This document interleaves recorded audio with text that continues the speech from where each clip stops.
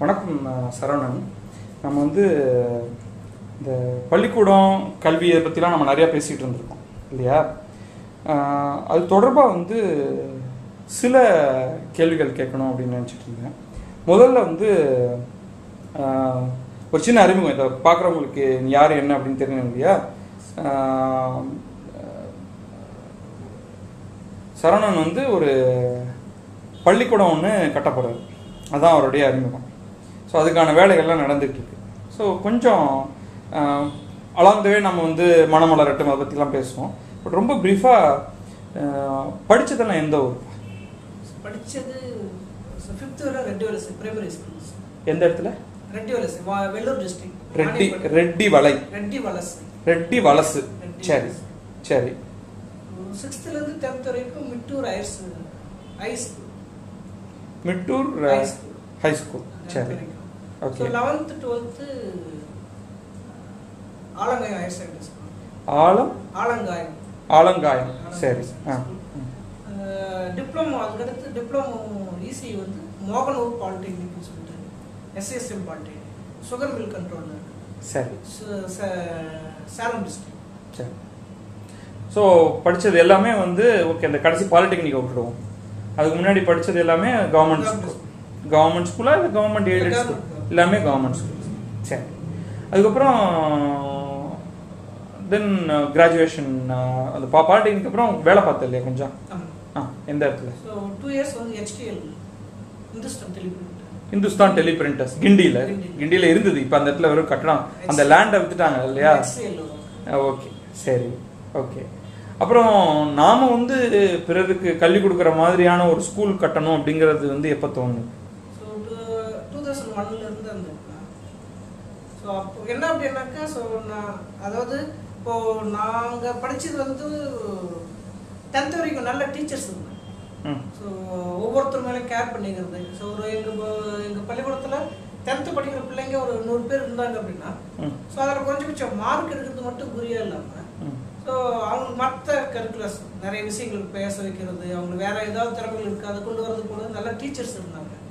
So அதுக்கு அடுத்து 11th 12th வரும்போது அது போல டீச்சர்ஸ்ல பாதி பேர் தான் நமக்கு தெரிஞ்சு, பாதி பேர் தான் இருந்தாங்க. ஸோ ஏன் அப்படி? ஸோ ஏன் அப்படின்னா, ஸோ அவங்களுக்கு வேற ஏதாவது தொழில்கள் இருந்தது, அல்லது அவங்க வந்து வேற மாதிரியான. இல்லைப்பா, நீ கொஞ்சம் யோசிச்சு பாரு.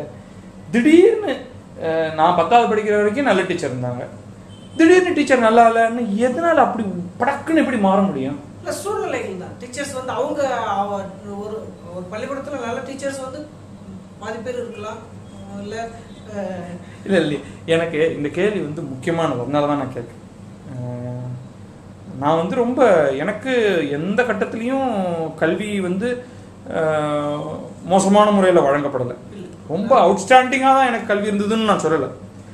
ஆனால் எனக்கு பிரச்சனை, இந்த மாதிரியான பிரச்சனை நீ சொல்கிற மாதிரியானது இல்லை. பட் இன்னும் வேறு மாதிரி பார்ப்போம். இன்னைக்கு you are closely related to education. ஏன்னா அந்த சரி, நம்ம மனமலரட்டும் குயிக்காக சொல்லிடுவோம் என்னன்னு. சரி, மனமலரட்டும்னு ஒரு ட்ரஸ்ட் வச்சுருக்க நீ, அது என்ன, எதுக்காக? அது முடிச்சுட்டு நம்ம திருப்பி இந்த கேள்விக்கு திருப்பி வரும். ஸோ மனமலரட்டும் அப்படின்றது வந்து இவர் தயானந்தோட ஒரு ஆர்டிக்கல் விகடனில் வந்தது. ஸோ 96ல் வந்தது.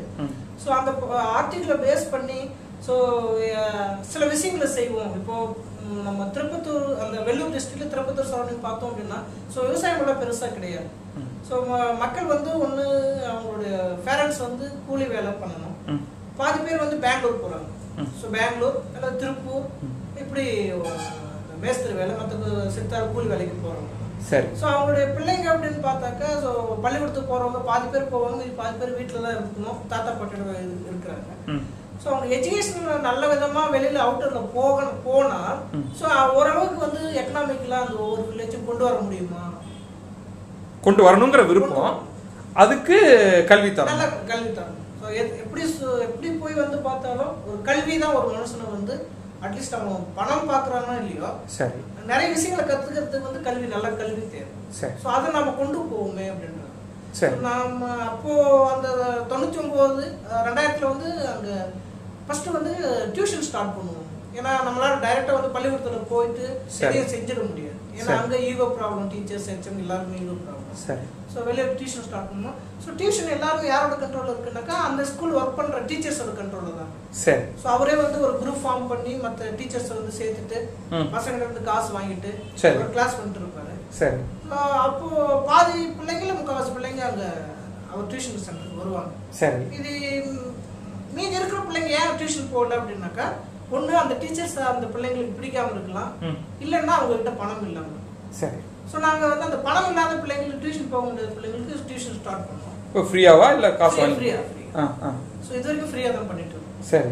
ஸோ ஃப்ரீயாக ஸ்டார்ட் பண்ணதும் ஸோ நம்ம அவங்கள விட நல்லா ஒர்க் அவுட் பண்ணி நல்ல மார்க் எடுத்து. சரி. இது நீங்கன்னா யாரு? சரவணன், சரவணன், அற்புதராஜா, சரி, யவனராஜன். சரி. ஸோ இன்னும் நிறைய இதுல வந்து உன்னை தவிர மற்றவங்க எல்லாம் ஜாப்ல இருக்காங்க, டீச்சரா இருக்காங்க. அது முக்கியம் இல்லையா? சோ அவங்க எல்லாம் வந்து டீச்சர்ஸா இருக்காங்க. Very good. அப்புறம் சோ கொஞ்சம் கொஞ்சம் ரிசல்ட் இது பண்ணோம். சோ நல்லா சக்சஸ்ஃபுல்லா கொண்டு வந்தோமே.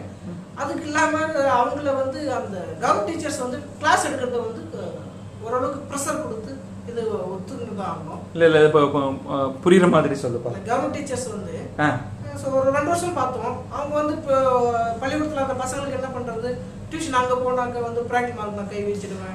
ஓகே நான் திருப்பி விளக்கமாக சொல்கிறேன். அதாவது மாணவர்கள் வந்து மனமலரட்டும் ஆர்கனைஸ் பண்ணியிருக்கிற டியூஷன் வகுப்புகளுக்கு போனால் நான் கிளாஸில் மார்க் போட மாட்டேன், பிராக்டிக்கல் எங்கிட்ட தான் நீ வந்து டியூஷனுக்கு வரணும் அப்படின்னு சொன்னாங்க. அப்போ நீங்கள் என்ன பண்ணீங்க? நம்ம சொல்லி பார்க்குறோம். ஸோ ஹெச்எம் கிட்ட வந்து டீச்சர்ஸ் வந்து வெளியில் டியூஷன் எடுக்கிறாங்கன்னு சொல்லிட்டு ஸோ அவங்களையும் மீறி இவங்க வந்து ஒரு இதாக போல கண்டினியூ பண்ணிட்டே இருந்தாங்கன்னாக்கா ஸோ அதுக்கடுத்த ஒரு பெட்டிஷன். சரி, என்ன ஆச்சு அப்புறமா? பெட்டிஷன் போய் வந்ததுமே வந்து ஒரு டிஐ வருவார், டிஓ ஆஃபீஸ்ல டிஐ வருவார். சரி. வந்து சும்மா அப்படியே சமரசம் பண்ணிட்டு போவார். அதுக்கடுத்து ஒரு கண்டினியூ பண்ணிட்டு இருப்பாங்க. ஸோ அப்புறம் என்ன பண்ணோம் அப்படின்னாக்கா லோக்கல்ல உள்ளூர்ல இருப்பாங்க இல்லைங்களா பெரிய மனிதர், ஸோ அவங்கள கூப்பிட்டு ப்ரெஷர் கொடுக்க வச்சோம்.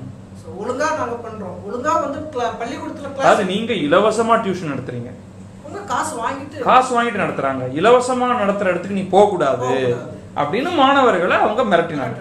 சரி, கடைசியா என்னாச்சு? கடைசியா என்னாச்சு அப்படின்னா ஒண்ணு நீங்க பள்ளிக்கூடத்துக்குள்ள ஒழுங்கா பண்ணாக்கா நாங்க டியூஷன் ஒழுங்கா பாடம் நடத்தினாக்க நாங்க டியூஷன் நடத்தவே வேண்டியது சரி. சோ நீங்க செய்ய மாட்டோம் அப்படின்னாக்கா சோ நீங்க ஒண்ணும் செய்ய வேண்டியது அவசியம் இல்லை. நீங்க உங்க வேலை என்ன முடியுமோ அதை பண்ணுங்க. ஆனா வெளியில வந்து அந்த பசங்களை மிரட்டுறத வேலையை வச்சுக்க கூடாது. சோ அப்படி ஏதாவது பண்ணாக்கா வேற மாதிரி. சரி, இப்ப இன்னைக்கு என்ன நடக்குது? இன்னைக்கு வந்து ஓரளவுக்கு அந்த வில்லேஜ் சைடுல இருந்து எல்லாத்தையுமே விட்டுட்டாங்க. ஏன்னா உங்களுக்கு நல்ல சப்போர்ட் மக்கள்கிட்ட இருக்கு. சோ வில்லேஜில் விட்டுட்டாங்க. ஆனா திருப்பத்தூர்ல இன்னும் இருந்துட்டு இருக்கு. அதாவது அதாவது மனமலரட்டும் கொடுக்கிற இலவச டியூஷனை எடுத்துக்கிற சில மாணவர்களுக்கு, திருப்பத்தூர்ல இருக்கிற சில மாணவர்களுக்கு இன்னும் அச்சுறுத்தல் அந்த ஆசிரியர்கள்ட்ட இருக்கு. மற்ற கிராமப்புறங்கள் பக்கத்துல அந்த மிட்டூர் மாதிரியான சுத்தி இருக்கிற சரி. சோ நீங்க வந்து ஒரு 10 வருஷத்துல நீங்க ஒரு பெரிய மாறுதலை பண்ணிருக்கீங்க. இன்னொரு பிரச்சனை என்ன அப்படின்னா ஒவ்வொரு பள்ளிக்கூடத்துல இருந்து ஒரு வாத்தியார் அவர் வந்து டைரக்டா டியூஷன் எடுக்க மாட்டார். ஆனா அவர் வந்து அவருடைய கிளாஸ்ல இருக்கிற பசங்களுக்கு வந்து நீ அந்த டியூஷனுக்கு போ அப்படின்னு சொல்லி ஒரு அனுப்பி வைக்கும் போது சோ அவங்க அந்த ஒரு கமிஷன் சரி சரி சரி இது நடந்துட்டுதான். சரி. சோ அப்படி பார்த்தோம் அப்படின்னாக்கா கிட்டத்தட்ட இப்போ திருப்பத்தூர்ல மட்டுமே ஒரு 3-4 குரூப் அது போல கவர்மெண்ட் டீச்சர்ஸ் தான் பண்ணிட்டு இருக்காங்க. அதுல ஒரே ஒரு குரூப் மட்டுமே வருஷத்துக்கு 30 இருந்து 40 லட்சம் வரையும் சம்பாதிக்கிறாங்க மாணவர்கள்ட்ட. சோ 8,000 rupees ஒரு வருஷத்துக்கு 4 பேப்பருக்கு முடிச்சுதான் 8,000. அப்ப இது வந்து கல்வியில வந்து பெரிய பணம் புடங்கிட்டுதான். ஒரு அரசு பள்ளி ஆசிரியர்களுடைய கூட்டமைப்பு இத பண்ணிட்டு இருக்கு. 10வது 12வதுக்கு மட்டுமா இல்ல அதையும் தாண்டியா? 10th 12th அதுதான் மெயின். மற்ற வகுப்புகள் வந்து அந்த அளவுக்கு சரி. சோ இந்த சூழ்நிலையில சரவணனுக்கும் மனமலரட்டும் குழுவுக்கும் நாம ஒரு பள்ளிக்கூடம் ஆரம்பிக்கணும்னு ஏன் வந்து ஒரு விருப்பம் வருது? நாம ஒரு நினைக்கிறோம். இப்போ ஒரு பிரைமரி ஸ்கூல் ஒரு 8th வரை இருக்கிற மிடில் ஸ்கூல் போயிட்டு இருக்கோம். நிறைய பள்ளிக்கூடத்தில் பண்ணிட்டு இருக்கும்போது ஒவ்வொரு விஷயமும் ஸ்டார்ட் பண்ணுவோம். ஆர்வத்தோட ஸ்டார்ட் பண்ணிட்டு நடுவில் திடீர்னு நிற்கும். ஏன் அப்படின்னா நாங்கள் இப்போ மதியத்தில் வந்து ஒரு ஒழுங்குமுறை எல்லா பசங்களும் வந்து ஒரு ஒரு இடத்துல உட்கார வச்சு சாப்பிடணும். ஸோ கிளாஸ் படிப்புன்றது வேற, ஆனா மதியத்துல அவங்க சாப்பாடு. நிறைய பிள்ளைங்க வந்து மதியம் சாப்பாடுக்காக வர்றவங்க இப்பவும் வர்றவங்க இருக்காங்க. சரி. ஸோ அப்ப என்ன ஆச்சு அப்படின்னாக்கா, ஸோ வரிசையை உட்காரும் போது எல்லாருக்கும் வரிசையை உட்கார வச்சு ஆயாக்கள் வந்து போயிட்டு இந்த பையன் போய் கியூல நின்று வாங்குறதா இல்லாம அவன் உட்காந்துட்டு இருப்பான். ஸோ ஆயா அவங்க எடுத்துட்டு வந்து சோறு போடணும்னு கடைசி 20 பிள்ளைங்க 25 பிள்ளைங்களுக்கு சாப்பாடு இருக்காது. ஸோ என்ன அப்படின்ட்டு ஃபர்ஸ்ட் நாள் வந்து சாப்பாடுலாம் இன்னைக்கு வந்து சரியா போகலைங்க அப்படின்னு சொன்னாங்க. ஸோ இதே கண்டினியூ 3 நாள் 4 நாள் ஆகும்போது அந்த பசங்க கிட்ட கேட்கும்போது எப்போ எப்படிதான் இருக்கும். அதாவது நீங்க வந்து மனம் வளரட்டும் குரூப்பா இதெல்லாம் கேட்டு தெரிஞ்சுக்கிறீங்க. சரி. ஸோ அப்படி என்ன ஆகும்போதுன்னா அந்த அதாவது ஒரு கிட்டத்தட்ட 20% மாணவர்களுக்கு சத்துணவு மதியம் கொடுக்கக்கூடிய சத்துணவு கிடைக்கிறதே கிடையாது. கிடைக்கிறது அப்பனா திருடப்படுது. திருடப்படுது. அதே போல வந்து டீச்சர்ஸ் இப்ப நாம ஒரு நல்ல விஷயம் ஒரு புத்தகத்தை எடுத்துட்டு போய் வாசிக்க சொல்றோம், அல்லது ஒரு நியூஸ் பேப்பர் படிக்கிறதுக்கு ஏற்பாடு பண்றோம். சோ நாங்க ஒரு 25,000 ரூபாய்க்கு புக்கை வாங்கி கொடுத்தோம். சோ அந்த என்ன இது அத்தனை நீங்க வந்து இலவசமா உங்களுடைய பணம் சேகரிச்சு நீங்க செய்றீங்க. சோ அந்த 25,000 ரூபாய்க்கு புக்ஸ் வாங்கியது பிரைமரி லெவல் பிள்ளைங்களுக்கு. ஸோ அந்த படக்கதைகள் மற்ற விஷயங்கள்லாம் வாங்கி கொடுத்தவங்க இந்த HM டீச்சர்ஸ் என்ன பண்ணிட்டாங்க, ஒரு வாரம் கூட இல்லை அந்த புத்தகம் எல்லாமே அவங்க வீட்டுக்கு போய் பிடிங்கிருக்கு. அதாவது கிட்டத்தட்ட இந்த டீச்சர்ஸ் வந்து பசங்கள்ட்ட இருந்து திருடுறாங்க அப்படின்னு சொல்றோம். Very good, excellent. திருடுறாங்க. ஓகே. ஸோ இந்த புத்தகம் எல்லாம் எடுத்து போட்டு அவங்களோட பேர பிள்ளைங்க அவங்களோட பசங்களுக்கு கொடுக்க ஆரம்பிச்சிட்டாங்க. Very good, excellent. ஸோ மற்ற எந்த விஷயங்களும் செஞ்சாலும் ஒரு பள்ளிக்கூடத்துல ஒரு ஆசிரியர் நமக்கு சப்போர்ட்டா இருக்கலாம். ஆனா ஸோ அவரை வந்து மற்ற டீச்சர்ஸ் வந்து அதாவது உங்களுக்கு என்ன தோணுதுன்னா, ஏற்கனவே இருக்கிற அரசு கல்வி மாடல்ல வெளியில ஒரு என்ஜிஓவா ஒரு ட்ரஸ்டா ஒரு அறக்கட்டளையா இருந்து என்ன பண்ணாலும் அதுல சக்சஸ்ஃபுல்லா அதுல வெற்றிகரமா ஆகவே முடியாதுங்கிற ஒரு எண்ணம் உங்களுக்கு வந்துருச்சு. ஏன்னா நீங்க வந்து இலவசமா டியூஷன் சொல்லி கொடுத்தா அதுக்கு அச்சுறுத்தல் வருது, நீங்க ஃப்ரீயா புக்ஸ் கொடுத்தா அது களவாடப்படுது, நீங்க ஒரு அவங்க நியாயமா தர வேண்டிய யூனிஃபார்ம் என்னாச்சு அது யூனிஃபார்ம் என்ன அதாவது நீங்க பசங்களுக்கு கொடுக்கிற யூனிஃபார்ம் அது வந்து சரியா போய் சேராது. அது எப்படி நீங்க பசங்கள்ட்ட நேரா ஃபர்ஸ்ட் நாள் அதாவது ஒரு நாள் ஃபங்க்ஷன் சொல்றோம், இன்னைக்கு எல்லாரும் டிஸ்ட்ரிபியூட் பண்ணிடலாம்னு சொல்றோம். அது வந்து அவங்க கணக்குல எடுத்துக்க மாட்டாங்க. நம்ம போய் நிக்கும் போது ஐயோ நம்ம இன்ஃபார்ம் பண்ண மாட்டோம், இருக்கிற பிள்ளைங்களுக்கு கொடுப்போம் சார் அப்படின்னு. ஸோ இருக்கிற பிள்ளைங்களுக்கு கொடுத்து சார் மீதி எல்லாம் கொஞ்சம் கரெக்டா கொடுத்துடுங்க அப்படின்னு சொல்லிட்டு வந்துருவோம். ஸோ நம்ம அடிக்கடி பள்ளிக்கூடத்துக்குள்ள போக முடியாது, அது சரியாகவும் இருக்காது. ஸோ அப்படி அப்புறம் பார்த்தோம் அப்படின்னாக்கா பசங்களுக்கு வந்து கேட்பாங்க சார் எனக்கு கிடைக்கவே இல்லை சார். ஸோ நம்ம என்ன சார் ஆச்சுன்னு சொல்லிட்டு கேட்கலாம், ஆனா அது அடுத்தடுத்து கேட்டோம் அப்படின்னா நம்மள அலோவ் பண்ண மாட்டாங்க. சரி, இது வந்து ஒரு ஸ்கூல்ல இல்ல, நீங்க வந்து எவ்வளவு ஸ்கூல்ல இப்படிதான் நடக்குது. நீங்க எவ்வளவு அரசு பள்ளிகளோட நீங்க இணைந்து இதெல்லாம் ட்ரை பண்ணிருக்கீங்க? கிட்டத்தட்ட ஒரு 25 ல இருந்து 30 பள்ளிக்கூட வரை நாங்க கனெக்ட்ல இருக்கோம். அப்பா, சோ 25 ல இருந்து 30 அரசு பள்ளிகளோட உங்களுடைய அந்த திருப்பத்தூரை சுற்றுப்புறங்கள்ல நீங்க வந்து தொடர்ந்து நீங்க கான்டாக்ட்ல இருக்கீங்க. ஆனா உங்க கண்ணுல படுறதெல்லாம் ஊழலும் இந்த பிரச்சனையும் தான். இது ஒரு பெரிய வருந்தத்தக்க விஷயம் இல்ல? வருந்தத்தக்க விஷயம். ரெண்டாவது வந்து ஆசிரியர்கள் வந்து நேரத்துக்கு வர மாட்டாங்க. சோ நேரத்துக்கு வர மாட்டாங்க. சோ ஒரு அதாவது புத்தக கைடு வாங்க வைக்கிறது இது ஒரு கமிஷன். சோ இவங்க வந்து கைடு வாங்க வைக்கிறது, நோட் புக்ஸ் இதுல நோட் இங்க வாங்கி தர்றது. சோ இந்த வேலைகள்ல வந்து இவங்க வந்து கான்சன்ட்ரேட்டா இருப்பாங்க தவிர ஒரு பாடம் நடத்துறத பத்தி ஒரு இது. ஆக அந்த கல்வித்துறையில வெளியிலிருந்து நீங்க ஈடுபட்டு மாற்றம் ஏற்படுத்தணும்னு ஒரு உந்துதல்ல என்ன செஞ்சாலும் ஒரு வெறுப்பு தான் உங்களுக்கு கடைசியா மிஞ்சுற மாதிரி கிடைக்குது. இப்போ 11th 12th பிள்ளைங்களுக்கு நாம கொஞ்சம் ஈஸியா செய்ய முடியுது. ஏன்னா அவனுக்கு வந்து விஷயம் என்னன்னு தெரியுது, வயசானதுனால. ஆமா, அந்த ஆசிரியர் பாடம் நடத்தல, அவனுக்கு சரியா நடத்தவே தெரியல அப்படின்றது இங்க வெளியில வந்தாக்க ஓரளவு படிக்க முடியும்ன்றது அவன் புரிஞ்சுக்கிறான். ஆனா கீழே இருக்கிற பிள்ளைங்களுக்கு வந்து ஒரு ஆசிரியர் சரியா பாடம் நடத்துறாரா இல்லையான்றதே கூட தெரியாது. ஏன்னா அவர் பாடமே நடத்துறது இல்லை. அவர் என்ன பண்றாருன்றது தெரிய போகுது. சோ நம்ம கீழ்மட்ட லெவல்ல இருந்து ஒரு நல்ல தரமான கல்வியை கொடுக்கணும் அப்படின்னா நமக்கு ஒரு தனியா ஒரு பள்ளி நாமளே ஒரு ஸ்கூல் ஆரம்பிச்சாதான் அப்படின்னு முடிவு பண்ணிட்டீங்க. சரி, இந்த ஸ்கூல் நீங்க ஆரம்பிக்க போறீங்கன்னா அதுக்கு வேலையெல்லாம் நடந்துட்டு இருக்கும், அதை பத்தி நான் அப்புறம் கேட்கிறேன். இது வந்து எந்த கல்வி முறையில பாடம் நடத்தணும்னு நினைக்கிறீங்க? இல்ல ஆரம்பத்துல நம்ம வந்து தாய்மொழி கல்வி வச்சு ஸ்டேட் போர்டு சிலபஸ் வச்சு ஸ்டார்ட் பண்ணுவோம் அப்படின்னு யோசிச்சோம். ஆனா என்ன பிரச்சனை அப்படின்னா நான் இதுல நிறைய இக்கட்டல். என்னது சொல்லுங்களேன். டிஓ சிஓ லெவல்ல இருந்து நம்மளால அவங்களோட எதிர்பார்ப்பு நம்மளால நிறைவேற்றிட்டு போவோம். எதிர்பார்ப்புனா என்ன? எதிர்பார்ப்புனாக்கா ஃபர்ஸ்ட் விஷயமே வந்து ஸோ நம்ம ஒரு பள்ளிக்கூடத்துக்கு, ஒரு அரசு பள்ளிக்கூடத்துக்கு வந்து கிரவுண்ட் இருக்காது, அறைகள் இருக்காது, சரி, அறைகளே இருக்காது, ஒரு நல்ல சுகாதாரமா டாய்லெட் பாத்ரூம் எதுவுமே இருக்காது. சரி. ஸோ இதெல்லாம் இல்லைன்னாலும் அரசாங்கம் வந்து அதுக்கு அப்ரூவல் கொடுக்கும். 10th 11th பசங்க கம்மியா இருந்தாலும் 11th அப்ரூவல் கொடுப்பாங்க, 12th வரையும் போகும். ஆனா ஒரு பிரைவேட் ஸ்கூல்ல நம்ம ஸ்டார்ட் பண்றோம் அப்படின்னா ஸோ அது ஸ்டேட் போர்டு தமிழ் தாய் வழி கல்வியிலே நடத்துறோம் சார் அப்படின்னு சொன்னாலும், இல்ல ஒரு மெட்ரிக் சிஸ்டமா கொண்டு போறோம் அப்படின்னு சொன்னாலும், ஸோ ஃபர்ஸ்ட் வந்து நீங்க என்ன சிஸ்டமாவது பண்ணுங்க. ஆனா அவங்க எதிர்பார்க்கிற அமௌண்ட் நம்மளால தர முடியும். அமௌண்ட் என்ன அர்த்தம்? லஞ்சமா? லஞ்சம். Okay, very good. ஓகே, நீங்க வந்து ஒரு மெட்ரிக் ஸ்கூலுக்கு வந்து ஒரு என்ஓசி வாங்கணும், நோ அப்ஜெக்ஷன் சர்டிஃபிகேட் வாங்கணும். அப்புறம் மற்ற விஷயங்கள் எல்லாம் ஃபார்மாலிட்டிஸ் எல்லாம் முடிச்சு வரணும் அப்படின்னா குறைஞ்சபட்சம் 20 lakhs ஆகுது இருந்தால் 20 lakhs லஞ்சமா மட்டுமே 20 லட்சம் கொடுக்கணும். அதாவது எந்த இது அப்படின்னா ஸோ பிரைமரியில் ஸ்டார்ட் பண்றாங்க இல்லைங்களா, 1 to 5th வரையும் பிரைமரி லெவல் ஸ்டார்ட் பண்றவங்க இவ்வளவு தர வேண்டியது இல்லை. அவங்க எப்படி ஒரு 2 லட்சம் 3 லட்சம் லஞ்சம் கொடுத்தது ஆகும். அது லஞ்சம் கொடுக்காம ஒன்றும் பண்ண முடியாது. ஒன்றும் பண்ண முடியும். சரி, இப்போ நீங்க ஸ்கூல் ஆரம்பிக்க போறீங்களே, அதுக்கும் லஞ்சம் கொடுக்க வேண்டி இருக்குமா? கொடுக்க வேண்டி இருக்கும். ஆனா நான் கொடுக்க மாட்டேன்னு தான் நினைக்கிறேன். இது கொஞ்சம் கஷ்டமான கேள்வி. நீ லஞ்சம் கொடுக்க போறியா அப்படின்னு நான் வந்து வீடியோல கேட்கல. பட் இன்னைக்கு வந்து லஞ்சம் கொடுக்காம ஒரு ஸ்கூல் ஆரம்பிக்கிறது கஷ்டம். சரி, ஓகே.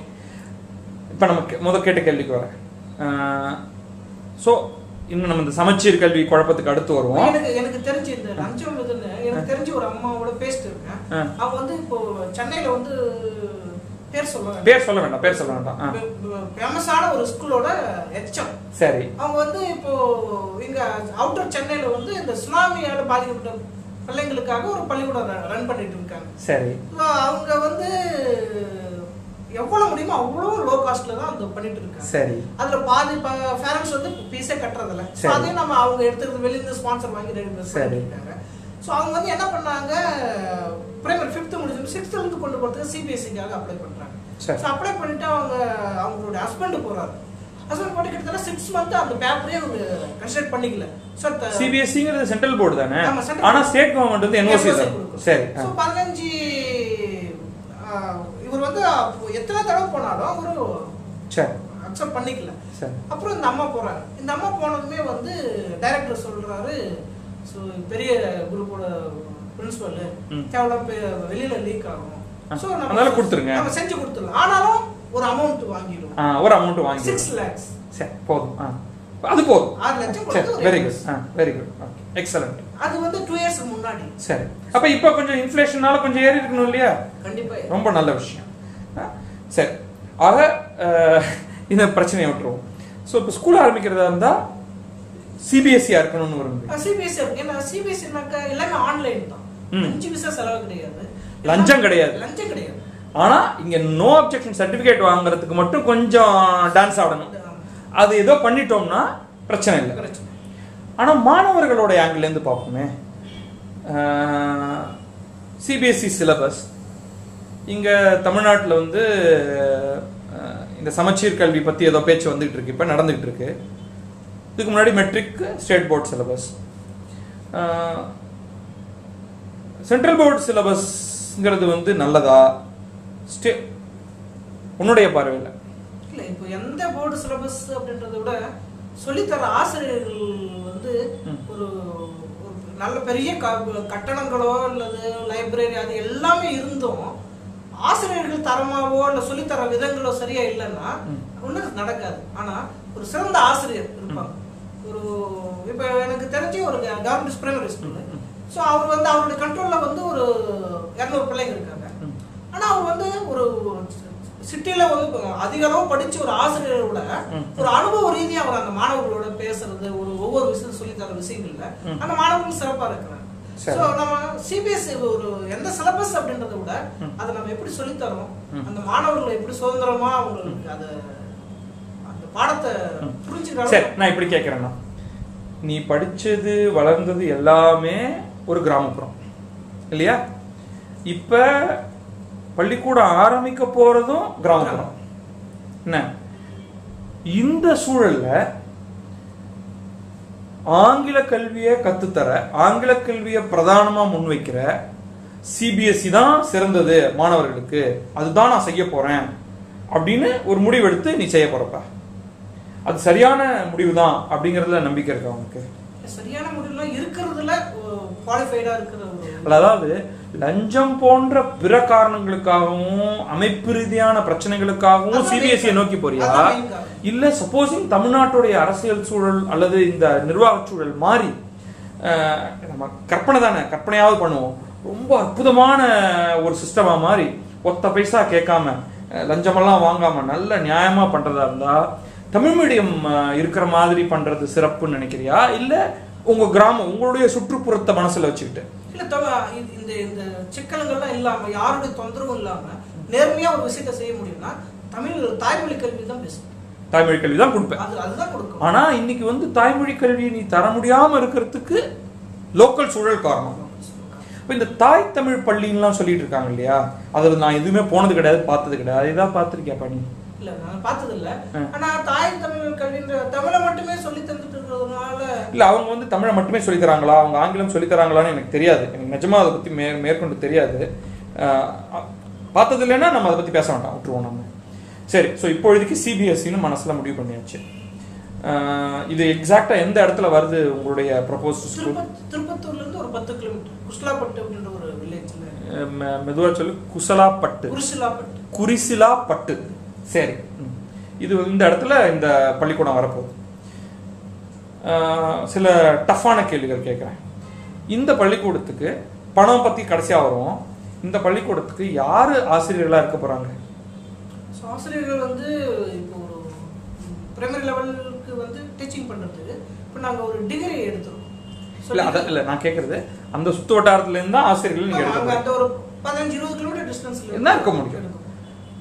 அவங்கள சிறப்பான ஆசிரியர்களா மாற்ற முடியுங்கிறதுக்கு எந்த அளவுக்கு உனக்கு ஒரு என்ன சொல்றது, ஒரு ஒரு நம்பிக்கை இருக்கு, ஒரு கான்ஃபிடன்ஸ் இருக்கு? இல்ல இப்போ அவங்க வந்து இப்போ அடுத்த அகாடமிக் ஸ்டார்ட் பண்றோம் அப்படின்னா இந்த அகாடமிக் கிட்டத்தட்ட ஒரு 8 மாசம் அவங்களுக்கு வெளியில ட்ரைனிங் இருக்கும்.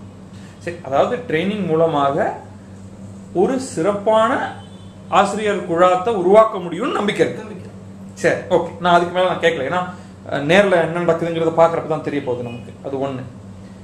இந்த ஆசிரியர்களுக்கெல்லாம் சம்பளத்தை பத்தி பேசுவோம். பிரைவேட் ஸ்கூல் நம்ம எல்லாருக்கும் தெரியும், அரசு பள்ளிகள் கொடுக்கிற அளவுக்கான சம்பளத்தை எந்த தனியார் பள்ளியும் கொடுக்கறது இல்லை. உங்க பள்ளியில, இந்த ப்ரொபோஸ்ட் பள்ளியில வரக்கூடிய ஆசிரியர்களுக்கு என்ன மாதிரியான சம்பளம் தருவீங்க? அந்த ஆரம்ப கட்டமா அந்த பிரைமரி லெவல் டீச்சர்ஸ் வந்து குறைஞ்சபட்சம் 7,000 இருந்து 10,000 வரை. சரி, அது வந்து அரசு டிஃபைன் பண்ணிருக்கிற சம்பளத்தோட குறைவானது. ஆனா என்ன, ஆனா மத்த பிரைவேட் ஸ்கூல் இருக்கு இல்லைங்களா, கிட்டத்தட்ட ஒரு இந்த திருப்பத்தூர் வாணிபேஸ்வரன்ல ஒரு 30 பள்ளிக்கூடங்கள் இருக்கு. சரி, சோ அவங்க எல்லாமே 5,000 பிஜி அசிஸ்டன்ட், அத 11th 12th நடத்துறவங்களுக்கு 5,000 தான் கொடுக்கறாங்க. சரி, ஆனா இது அதை விட அதிகமாக இருக்கும் பிரைமரியிலேயே. அது ஹையர் செகண்டரி வரைக்கும் போறப்ப இன்னும் அதிகமான 25-35 வரைக்கும் கொடுக்க முடியும். கொடுக்க விரும்புறீங்க? கொடுத்தாதான் அடுத்து நல்ல இது பண்ண முடியும். ஏன்னா டீச்சர்ஸ் வந்து சேலரி வந்து கம்மி பண்ணிட்டு நீங்க நல்லா பண்ணணும்னு சொன்னா சரியா? சரி சரி, ஓகே, இது வந்து ஒரு நல்ல ஒரு இது. ஆனா ஏன் வந்து பிற பிரைவேட் பள்ளிகளுடைய நிர்வாகத்துக்கு இது தெரிய மாட்டேங்குது? ஏன் அவங்க வந்து மிக குறைவான பணத்தை தராங்க சம்பளமா ஆசிரியர்களுக்கு? இல்ல அவங்களுக்கு தரணும் அப்படின்னா அவங்களுக்கு கல்வியை பத்தி பெருசா ஒரு விழிப்புணர்வு எல்லாம் கிடையாது. ஒரு பள்ளிக்கூடம் செய்யணும், அதுல இருந்து காசு சம்பாதிக்கணும், போட்ட காசுக்கு வட்டியோட சேர்த்து வரணும். சரி, நான் அந்த கேள்வி உங்கள்கிட்ட கேட்கிறேன். அந்த எண்ணம் கிடையாது சரவணனுக்கோ இல்ல மனமலரட்டும் ஆட்களுக்கோ? நம்ம வந்து பணம் போட்டு இதை உருவாக்குறோம், இந்த பணத்தை நம்ம வந்து இதுல இருந்து நிறைய லாபம் சம்பாதிக்கணும் அப்படிங்கிற எங்களுக்கு லாபம் சம்பாதிக்கணும்ன்றது இல்லை, நல்ல கல்வி அது மூலமா நிறைய விஷயங்களை கொண்டு போகணும் அப்படின்றது. பட் வந்து இதுல நாம நம்முடைய இண்டிவிஜுவல் பணத்தை போட்டாதான் நம்ம வந்து லாபம் சம்பாதிக்கணும். இது வந்து பல பேருடைய சப்போர்ட். சரி சரி, அப்ப அதை சொல்லு எனக்கு.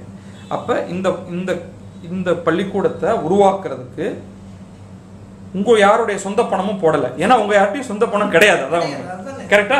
சரி, வெளியில இருந்து பணம் வரப்போகுதுன்னா யார் கொடுக்குறாங்க இதுக்கு பணம்?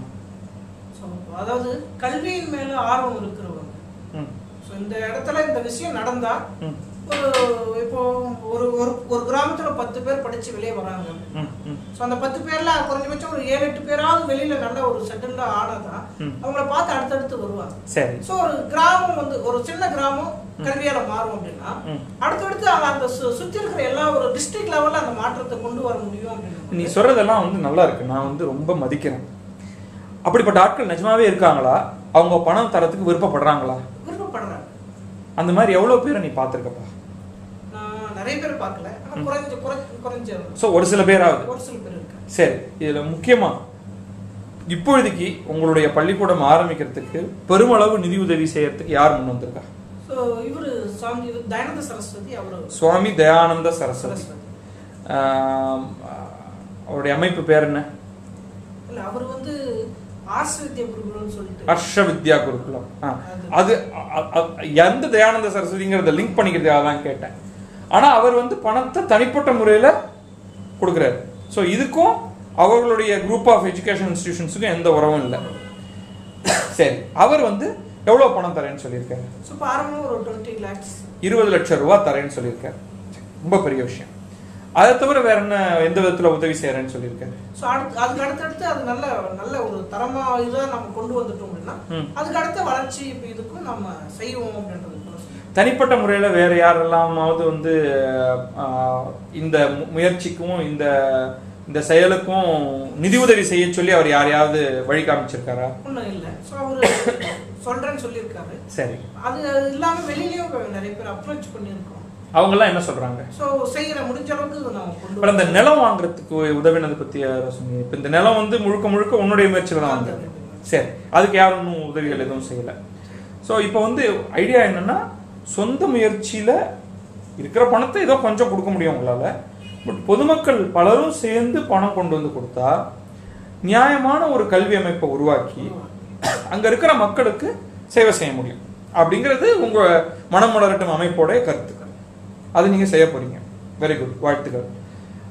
இப்ப தமிழ்நாட்டில் இருக்கிற ஒரு ஒட்டுமொத்த கல்வி பிரச்சனைன்னு பாக்குறப்ப சில சித்தாந்த ரீதியிலான விஷயத்துக்கு வருவோம். பெரும்பாலான சாரார் என்ன சொல்றாங்கன்னா கல்வி வந்து அரசு கிட்ட தான் இருக்கணும். பெரும்பாலும் இடதுசாரி கருத்துக்கள் கொண்டவர்களுடைய நோக்கம், அவங்களுடைய பிரசன்டேஷன் என்னன்னா கல்வி தனியார்கிட்ட போய் சீரழிக்கப்படுது, கல்வி கொள்ளை. இதுதான் வந்து யூஸ்வல். ஏன்னா நம்ம வந்து தொலைக்காட்சியை போட்டா நமக்கு முன்னாடி வந்து அதிக கட்டணம் வாங்குகிறார்கள் அப்படின்னு ஒரு கூட்டமா மக்கள் வாசல நிக்கிற மாதிரி தான் இருக்கும். இப்ப கல்வி கட்டணத்தை கட்டுப்படுத்துறதுக்கு ஒரு அரசு அமைப்பு ஒன்று உருவாக்கி அது தினசரி பேச்சுவார்த்தை நடந்துட்டு இருக்கு. கல்வியில ஈடுபடுற தனியார் நாளே கெட்டவங்க அப்படிங்கிற ஒரு அபிப்பிராயம் பொது கருத்து மக்கள்கிட்ட இருக்கு. இது ஒரு பக்கம். அரசு கல்வி அப்படிங்கிறதுக்கு நீ நம்ம தெளிவாவே சொல்லியிருக்க. உன்னை பொறுத்த வரைக்கும் அரசு கொடுக்கக்கூடிய கல்வியில சிறப்பான கல்வி அமைவதற்கான சாத்தியக்கூறுகள் குறைவு அல்லது இல்லவே இல்லை. இது ரெண்டுத்தையும் வந்து கொஞ்சம் ஜெக்ஸ்டாபோஸ் பண்ணி எனக்கு திருப்பி ஒரு தடவை சொல்லு. அதாவது கல்விங்கிறது ரொம்ப முக்கியம். அரசு கல்வி, தனியார் கல்வி. இன்னைக்கு உன் கண் பார்வையில படுறதுல ரெண்டுலயும் உள்ள பிரச்சனைகள் என்ன அப்படின்னு சொல்லுங்க. பிரச்சனைகள் அப்படின்னா இங்க தரமான ஆசிரியர்கள் இருக்கிறாங்க. எங்க அரசு பள்ளிகள்ல தரமான ஆசிரியர்கள் இருக்கிறாங்க. அவங்கள வந்து அதான் நம்ம ஒரு நிலத்துல வந்து வேலையாட்களை இறக்கிட்டோம். அவங்கள வந்து சரியா வேலை செய்ய, அவங்ககிட்ட இருந்து சரியா வேலை வாங்கினாதான் பயிர் வளரும். சரி. அப்படி இல்லைன்னாக்கா அரைக்குறைமா தான் வளர்ந்து நிற்கும். சரி. ஸோ விளைச்சல் வந்து இருக்கு. அதே போலதான் இங்கேயும் பள்ளிக்கூடமும் வந்து அவங்களுக்கு வந்து மற்றவங்களை விட அதிகமான சம்பளம் கொடுக்குறோம். அரசு பள்ளிகளில் ஆசிரியர்கள் நிறைய சம்பளம் வாங்குறாங்க. ஸோ ஒரு தலைமை ஆசிரியர் குறைஞ்சபட்சம் அதிகபட்சம் 50,000 ரூபாய்க்கு மேலே வாங்குறாங்க. ஒரு பிஜி அசிஸ்டன்ட் வந்து 45,000 50,000 ரூபாய் வாங்குறாங்க. ஸோ பிரைவேட் லெவல் வந்து 25,000 to 30,000 வரையும் வாங்குறாங்க. இது வந்து ரொம்ப அதிகமான அவங்களுடைய வாழ்க்கைக்கு அதிகமான சம்பளம் தான். ஆனா ஏன் அவங்க வேலை செய்யல அப்படின்னா அவங்க ஒரு அரசு ஆசிரியர் ஆனதுமே அவங்க சோம்பேறி ஆயிடுறாங்க. முதல் விஷயம். ரெண்டாவது வந்து ஒரு அவங்க வந்து புத்தகம் அப்படின்னாக்கா வெறும் பாட புத்தகம். அந்த பாட புத்தகத்தை இவர் வந்து 1 வருஷம் 2 வருஷம் திரும்ப படிச்சு திரும்ப நடத்திட்டு அது அவரோட மெமரியில் இருக்கு. ஸோ அதை மட்டும் தான் செய்வார். அதை தாண்டி அவர் வந்து பெருசா பண்றது இல்லை, படிக்கிறது. ஸோ படிச்சு வேற சில விஷயங்கள் மாணவர்கள் மத்தியில் கொண்டு போகணுன்ற ஒரு திங்கிங் கிடையாது. ஸோ அவர் ஒரு ப்ரைவேட் ஸ்கூலில் வந்து 2000 ரூபாய் சம்பளம் வாங்கிட்டு இருப்பாரு, நல்லா பண்ணியிருப்பார். பள்ளிக்கூடத்துல 24 மணி நேரம் இருக்க சொன்னாலும் இருந்து ஒர்க் பண்ணியிருப்பார். ஆனால் அவர் வந்து போஸ்டிங் வாங்கி மறுநாள் இருந்து அவர் வந்து ஒரு அரசு ஆசிரியர் ஆகிட்டார். ஸோ அவர் கேள்வி கேட்கறது யாரும் கிடையாது. அவர் வந்து எடுத்ததுமே அவர் வந்து பள்ளிக்கூடத்துல நிப்பாட்ட முடியாது, சஸ்பெண்ட் பண்ணி. ஏன் முடியாது? ஏன் நிப்பாட்ட முடியாது? ஏன்? நிறைய அரசு காரணங்கள், நிறைய அவங்களுக்குன்னு ஒரு சங்கம் இருக்கு. ஸோ போராட்டங்கள் இறங்குவாங்க, யாருமே பள்ளிக்கூடத்துக்கு போக மாட்டோம் அப்படின்னுவாங்க. ஸோ நிறைய விஷயங்கள் இருக்கு. ஸோ ஒரு அரசு ஊழியரா எப்போ ஒரு ஆர்டர் கையில் வாங்குறாரோ அப்புறம் தான் அவர் மிகப்பெரிய சோம்பேறி. எனக்கு இதுல ஒன்றும் ஒரே கேள்வி இருக்கு. 25-30 பள்ளிகளோட தொடர்ந்து நீங்க வந்து இயங்கிட்டு இருக்கீங்க. அங்க நல்ல ஆசிரியர்னு ஒருத்தருமே இல்லையா? இருக்கிறாங்க. அந்த நல்ல ஆசிரியர்களை ஏன்னா இப்போ 10வது எடுத்துக்கிறோம். 10வது எடுத்து 6 பேப்பர் இருக்கு. ஸோ இல்லை 5 பேப்பர் இருக்கு. ஸோ 5 பேப்பர்லையும் ஒருத்தர் நல்ல டீச்சராக இருந்துட்டு மற்ற 4 பேருமே ஒர்க் பண்ணலன்னா இந்த டீச்சர் செய்கிற ஒர்க்கும் வேஸ்ட்டாக தான் போகும். சரி, இந்த நல்ல ஆசிரியர்னு கண்ணில் பட்ட அரசு பள்ளிகளில் இருக்கிற நல்ல ஆசிரியர் என்ன பண்ணுவார்? மற்ற ஆசிரியர்கள், கெட்ட ஆசிரியர்கள் என்ன பண்ணுவாருன்னு சொல்லிட்டப்பாங்க. நல்ல ஆசிரியர்கள் என்ன பண்ணுவாங்க? நல்ல ஆசிரியர் வந்து இப்போ எப்பவுமே நம்ம பள்ளிக்கூடத்தில் போயிட்டு ஒரு பசங்களை வந்து இந்த ஸ்கூலில் உனக்கு யாரை எந்த வாத்தியாரை பிடிக்கும் அப்படின்னு கேட்டால் கண்டிப்பாக அந்த வாத்தியார் அவன் பையன் அடையாளம் சொல்லிடுவோம். ஏன்னா ஃபர்ஸ்ட் விஷயம் அந்த ஆசிரியர் கண்டிப்பா ஒரு மாணவன் வந்து தப்பு செஞ்சா கண்டிப்பாரு. ரெண்டாவது வந்து அவன் வந்து அடுத்து என்ன செய்யணும் அப்படின்றதையும் அவனுக்கு உட்கார வச்சு சொல்லி தருவாரு. எக்ஸ்ட்ரா 1 மணி நேரம் அவரால் முடியும், எக்ஸ்ட்ரா 1 மணி நேரம் 2 மணி நேரம் இருந்தாலும் அந்த சிலபஸ் முடியும் அவர் இருந்துட்டு தான் வெளியே போவார். ஸோ இப்போ நிறைய ஆசிரியர்கள் இருக்கிறாங்க ஒவ்வொரு பள்ளிக்கூடத்துலையும். அது போல வந்து 2 ஆசிரியர் 3 ஆசிரியர் இருக்கிறாங்க. ஆனால் அவங்களுக்குள்ள அவங்கள செயல்பட விடாம மற்றவங்க தடுத்துறாங்க. ஸோ இப்போ இருக்கிற சூழல்ல ஒரு நல்ல ஆசிரியர்னு ஒருத்தர் இருந்தாலும் அவரால் சிறப்பாக செயல்பட முடியாது. செயல்படும், ஏன்னா மற்றவங்க செயல்பட மாட்டாங்க. இதுதான் வந்து அரசு பள்ளிகள்ல இருக்கக்கூடிய பிரச்சனை. சரி, தனியார் பள்ளியோடைய பிரச்சனையும் சொல்லிடுப்பா. ஏன்னா வந்து ஒரு பக்க சார்பான கருத்தாவே இருக்கக்கூடாது. சொல்லி தனியார் பிரச்சனைகள்ல குவாலிஃபைட் டீச்சர்ஸ் கம்மி. இல்லை, அதுக்கு முன்னாடி தனியார் அமைப்புகளுடைய பிரச்சனையில இருந்து ஆரம்பம். இன்னைக்கு நிஜமாக தனியார்கள் பள்ளிக்கூடம் ஆரம்பிக்கிற தனியார்கள்லாம் யார்? அவர்கள் என்னத்துக்காக ஆரம்பிக்கிறாங்க? இல்லை, இப்போ வந்து கல்வியின் மேல நாட்டமா இருக்கிறவங்க எல்லாம் யாரும் பள்ளிக்கூடம் ஆரம்பிக்கல. ஸோ மேக்சிமம் வந்து இருக்கிற பள்ளிக்கூடங்கள்ல ஏற்கனவே இருக்கிற பள்ளிக்கூடங்கள்ல பாதி வந்து அரசியல்வாதிகளோட. அதுக்கடுத்து பார்த்தோம் அப்படின்னாக்கா குட்டி குட்டி அரசியல்வாதிகள், இந்த லோக்கல் இருக்கிறவங்க, ஸோ அந்த கட்ட பஞ்சாயத்து பண்ணிட்டு இருக்கிறவங்க, ஸோ இல்லீகலா யாராவது பிசினஸ் பண்ணி காசு வச்சுட்டு இருக்காங்களோ, அது வந்து முறையா வந்து ஒரு வேற இடத்துல இன்வெஸ்ட் பண்ண முடியாதவங்களோ அவங்க வந்து ஒரு பள்ளிக்கூடம் ஸ்டார்ட் பண்ணி வச்சுட்டு இருப்பாங்க. ஸோ அவங்க வந்து ஸ்டார்ட் பண்ணிட்டு ஏதோ ஒரு டீச்சர் வெளியிலேருந்து அவுட்டர்லேருந்து ஒரு HM கூட்டு வந்து ஒரு அடிமை போல வச்சுட்டு இருப்பாங்க. ஸோ அந்த HMக்கு கீழே மற்ற அடிமைகள் எல்லாம் வேலை செய்வாங்க. பட் வந்து அவங்களுக்கு வந்து நல்ல சேலரி கிடையாது. அதுலேயும் ஒரு சிலர் குவாலிஃபைடு இருப்பாங்க, மற்றபடி மேக்ஸிமம் வந்து குவாலிஃபைடு இல்லாத டீச்சர்ஸ் தான் இருப்பாங்க. ஸோ இப்போ வந்து அரசு பள்ளிகளோட பிரச்சனை இப்படி இருக்கு, தனியார் பள்ளிகளோட பிரச்சனை இப்படி இருக்கு. இப்போ என்ன விடிவு தான்? என்ன பெரும்பாலான மக்களுக்கு கல்வியின் மூலமாகத்தான் விடுதலை கிடைக்குங்கிற பட்சத்தில் என்ன விடிவு? விடிவு அப்படின்னாக்கா அரசு பள்ளிக்கூடங்களையே வந்து இப்போ வந்து ஒரு சிலர் நாங்கள் வந்து கல்வி தரோம், நாங்கள் காசை போட்டு நல்லா வந்து இன்ட்ரெஸ்டோட நாங்கள் இந்த பள்ளிக்கூடத்தை நாங்கள் தரமாக கொண்டு போகிறோம் அப்படின்ட்டு நினைக்கிற ஃபீல் ஒரு ஆர்வமாக இருக்கிறவங்க கிட்ட அரசு பள்ளிக்கூடங்களை கொடுத்துருக்கோம். அப்படின்னா எப்படி? அதாவது அரசு பள்ளிக்கூடத்தை எப்படி? இப்போ அரசு பள்ளிக்கூடத்தை சரவணனை கூப்பிட்டு கொடுத்துடலாம் அப்படி கொடுக்கலாம். அதாவது ஒரு ஒரு எத்தனை வருஷம் அவங்க கிட்ட கொடுக்குறோம், சேலரி நாங்கள் அரசாங்கம் நாங்கள் கொடுத்துக்கிறோம், ஆனால் பள்ளிக்கூடத்தை நீங்கள் இது பண்ணிக்கோங்க, ஆனால் கொஞ்சமாக பீஸ் வாங்கிக்கணும். இல்லை, நான் கொஞ்சம் திருப்பி சொல்கிறேன், அது நான் புரிஞ்சுக்கிட்டது சொல்கிறேன். சரவணன் மாதிரியான நல்லவர்களை தேர்ந்தெடுத்து, இல்லை சரவணன் விளையாட்டுக்கு தான் சரவணனை கொடுக்கணும்னு நான் சொல்லலை, சரவணன் போன்ற நல்ல எண்ணம் கொண்டவர்களை திரட்டி அரசு பள்ளியை அரசால மேனேஜ் பண்ண முடியாது, சரவணன் போன்றவர்கள்ட்ட அரசு பள்ளியை மேனேஜ் பண்ணுங்க. ஆசிரியர்களுக்கு யாரு சம்பளம் தருது? ஆசிரியர்களுக்கு சேலரி அரசாங்கமே கொடுத்துருது. அரசாங்கம். ஏன்னா ஆசிரியர்களும் சரி, அப்ப சரவணனுக்கும் அரசாங்கமே பணம் கொடுத்துட்டு சம்பளம் மாதிரி ஒண்ணு கொடுத்துட்டு நல்லா மேனேஜ் பண்ணப்பா இதுன்னு சொல்லிடலாமே? அதுக்கு சொல்லலாம், பட் வந்து அப்ப யார் அதை கண்காணிக்கிறது? அப்ப நீ என்ன சொல்ற? அரசாங்கம் ஆசிரியர்களுக்கு சம்பளம் கொடுத்துடணும், அந்த இடத்தை பராமரிக்கிறதுக்கானதெல்லாம் இதெல்லாமே வந்து ஒரு குறைஞ்சபட்ச ஒரு பணம் பண்றது வந்து மாணவர்கள்ட்ட இருந்து வாங்கணும். மாணவர்கள்ட்ட கல்வி கட்டணமா வசூல் பண்ணிடணும். இல்ல இல்ல, இது கேட்டுறேன், ஒன்னே கேட்டுறேன். கல்விக்கு கட்டணம் வசூலிக்க கூடாது அப்படிங்கிறது வந்து பெரும்பாலான இன்ஃபேக்ட் எல்லா இடதுசாரிகளோட ஃபோக்கஸே அதுதான். கல்வி கடைச்சரக்காக கூடாது, கல்வி விற்கப்படக்கூடாதுன்னு. என்னடான்னா நீ ஒரு ரூரல் பின்னணியிலேருந்து வந்திருக்க, ஏழ்மையான பின்னணின்னு சொல்லலாமா உன்னுடைய பின்னணிய?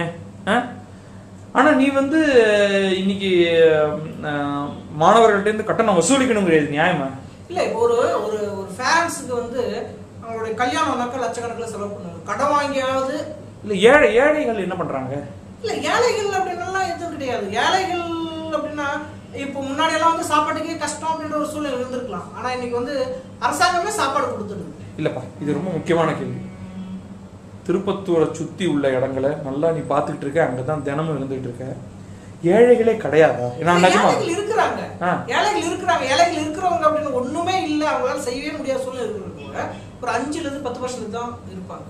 மற்றபடி எல்லாருமே உழைக்கிறாங்க, எல்லாருக்கும் வருமானம் இருந்துட்டு தான் இருக்கு, வருமானம் வந்துட்டு இருக்கு, எல்லாமே இருக்கு. அவங்களோட மற்ற எல்லா நடவடிக்கைகளும் கண்டினியூ இருந்துட்டு தான் இருக்கு. ஸோ ஒரு பண்டிகை அப்படின்னாக்கா குறைஞ்சபட்சம் 5000 செலவு பண்றாங்க. ஆக கல்விக்கு அவங்க கட்டணம் கொடுத்துதான் கொடுக்கலாம். கொடுத்துட்டு அவங்க குறைஞ்சபட்சம் ஒரு 10 ரூபாய் 100 ரூபாய் தர வேண்டியது. ஆனா 10 ரூபாய் கொடுத்துட்டு கேள்வி கேட்கலாம். ஏன்னா 10 ரூபாய் கொடுத்து அவங்க கேள்வி. சரி, ஓகே. உன்னுடைய கணிப்புல சின்ஸ் நீ ஒரு ஸ்கூலே ஆரம்பிக்க போறேங்கிற பட்சத்துல பிரைமரி சரி கிண்டர் கார்டன் எல்கேஜி யூகேஜிக்கு என்ன ஒரு நியாயமான ஃபீஸ் ஒரு வருஷத்துக்குன்னு நினைக்கிறேன்? நியாயமான ஃபீஸ் அப்படின்னு பார்த்தோம்னா குறைஞ்சபட்சம் ஒரு 3000, ஒரு வருஷத்துக்கு 3000, அதிகபட்சம் 5000. சரி, எல்கேஜி யூகேஜிக்கு 3000ல இருந்து 5000. ஃபர்ஸ்ட் ஸ்டாண்டர்ட்ல இருந்து 5th ஸ்டாண்டர்டுக்கு ஃபர்ஸ்ட் ஸ்டாண்டர்ட்ல 5th ஸ்டாண்டர்ட்ல ஒரு 8ல இருந்து 10000 வரை. 8 to 10,000 கிட்டத்தட்ட 800 600 to 800 rupees a month. Okay. High school 6th to 10th அதுக்கு 15,000 வரை வாங்க. up to 15,000. 11th and 12th கொஞ்சம் 25,000 வாங்கணும். ஏன்னா அப்பதான் டீச்சர்ஸ்க்கு சேர்த்துறோம். மற்ற எல்லா விஷயங்களும் ஒரு லேப், நல்ல லேப் வேணும். மற்ற எல்லா விஷயங்களும் செய்யணும்னா கண்டிப்பா பணம் தேவை. அப்படின்னாக்கா ஒன்னு ஸ்பான்சர் மூலமா செய்யணும். ஆனா கண்டிப்பா எந்த ஸ்பான்சரும் கிடையாது. இல்லப்பா, இந்த நம்பர்ஸ் நீ சொல்ற இல்லையா, இதெல்லாம் திருப்பத்தூர் பகுதியிலேயே இந்த மாதிரி சார்ஜ் பண்ணணும் அப்படிங்கிற அதை கொடுக்கக்கூடிய அளவுக்கான சக்தி அங்க இருக்கிற மக்களுக்கு இருக்கா? இருக்கு. இப்போ கிட்டத்தட்ட நாங்க ஒரு சர்வே போல பண்ணோம்.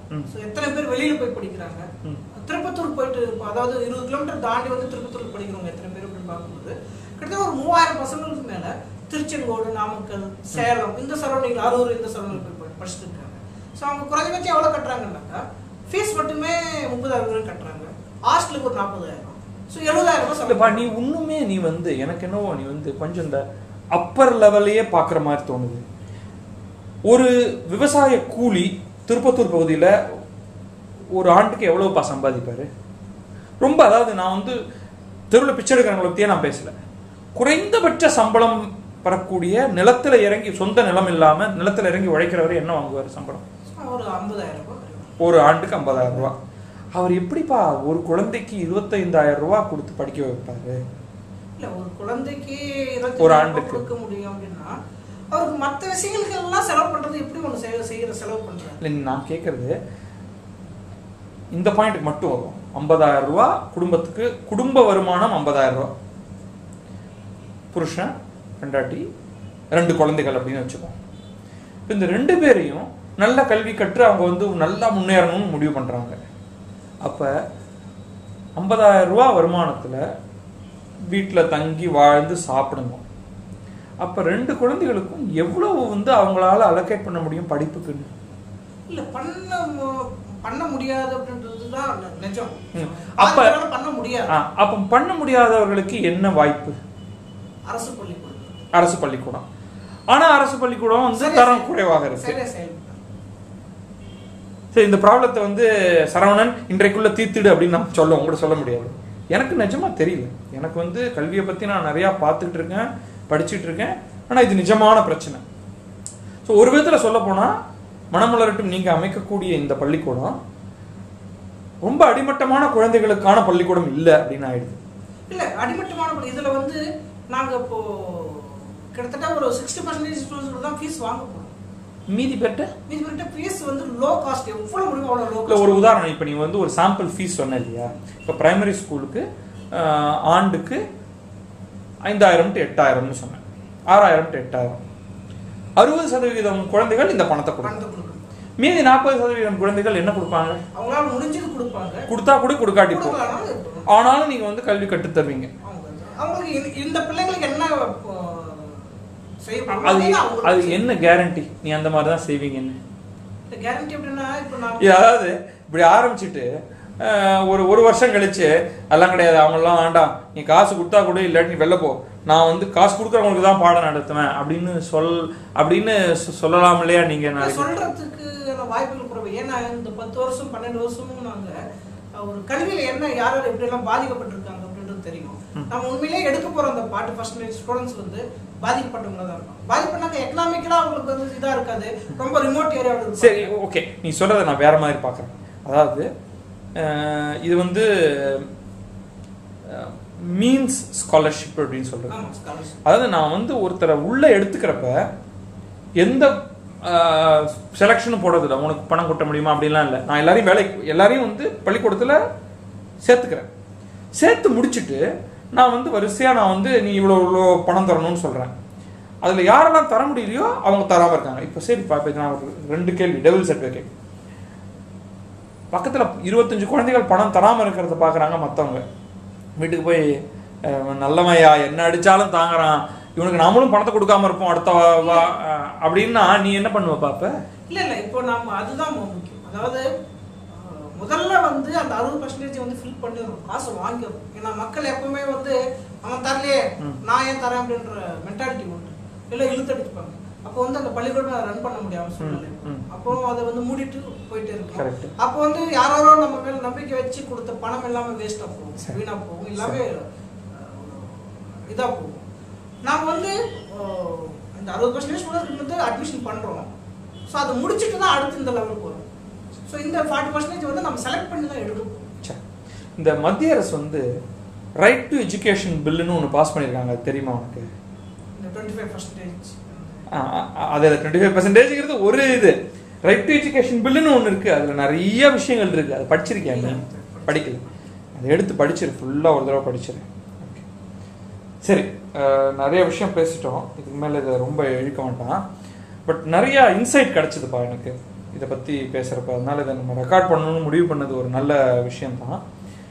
நான் என்ன பண்ணுறேன், இதை நான் வந்து என்னுடைய வலைப்பதிவில் சேர்த்துட்டு உன்னுடைய இமெயில் அட்ரஸ், ஃபோன் நம்பர் 2 தரேன். யாராவது வந்து உங்களுடைய பள்ளிக்கூட முயற்சிக்கு பணம் தரணும், நன்கொடையாக தரணும்னா தொடர்பு கொள்ளலான்னு. அதுக்கு இன்கம் டேக்ஸ் எக்ஸம்ஷன் உண்டா உங்களுடைய அறக்கட்டளை? 80G. ஸோ அது வந்து ஃபுல் அமௌண்ட்டுக்கா இல்லை ஹாஃப் த அமௌண்ட்டுக்கா? ஹாஃப் த அமௌண்ட்டுக்கு இன்கம் டேக்ஸ் எக்ஸம்ஷன் உண்டு. சரி, ஸோ அது வந்து உங்களுடைய முயற்சி வெற்றிகரமாக ஆகி நீ நிஜமாகவே இந்த செட் ஆஃப் வேல்யூஸ், கல்வி கொள்ளை இல்லாமல் மக்களுக்கு தரமான கல்வி உங்களுடைய பகுதியில் போய் சேர்றதுக்கு நிறைய வாழ்த்துக்கள்.